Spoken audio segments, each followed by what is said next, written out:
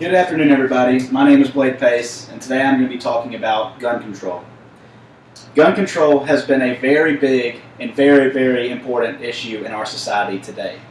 And I believe that we should follow the letter of the laws of gun control, which restricts the sale of firearms to known felons and also restricts interstate commerce. Interstate commerce, really all that is just the sale of firearms across state lines without a license. According to the Gun Violence Archive, last year in 2015, there were over 13,000 deaths related towards guns, and that today is still increasing in 2016. The gun control laws regulate the sale of firearms in the firearm industry and also with ownerships, or people who own guns and firearms, through interstate commerce, for example. November 22nd, 1963, it was either a year we all remember or a year that we've learned about in school, and that was the assassination of President JFK. Now, the man who assassinated JFK, he actually mail-ordered his gun, and he used that gun to kill JFK. And the issue of mail ordering weapons was brought up and talked about, but nothing was ever done about it until 1968.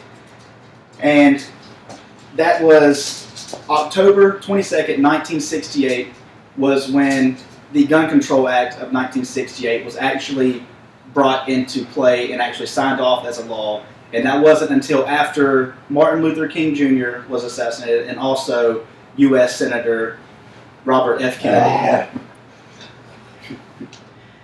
The Gun Control Act restricts the sale of firearms to known criminals by performing background checks on anybody before they are able to purchase a firearm.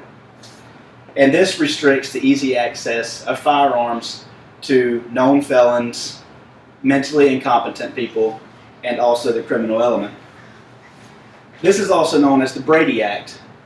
And a few examples of the restricted people that can't get firearms from the Brady Act include former felons, the mentally ill, anybody who has been dishonorably discharged from the armed forces, illegal aliens, and also people who have renounced their citizenship from the United States, and there are also a lot more.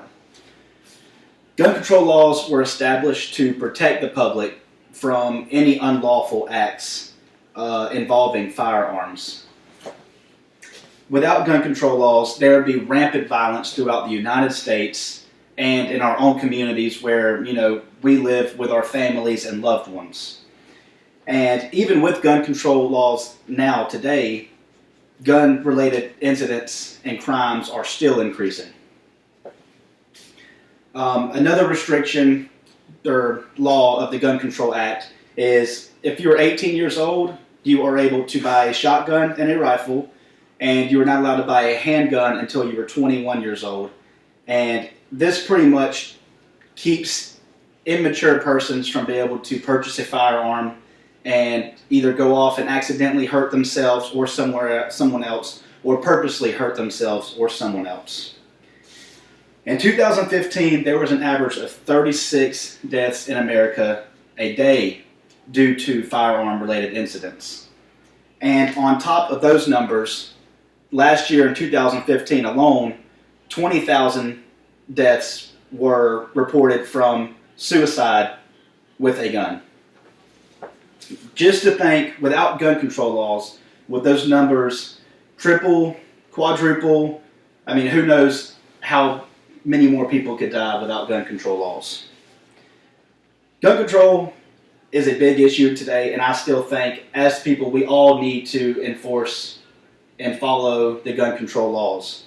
The lives of the American people are at stake, and we as a people need to enact, and we need to enforce stricter laws for guns, firearm sales, and also manufacturing of firearms. Need to have more laws on those. Without a common sense approach of gun violence, there will continue to be more random shootings, more gun violence, and more unjustified shootings every single day of Americans without the Gun Control Act.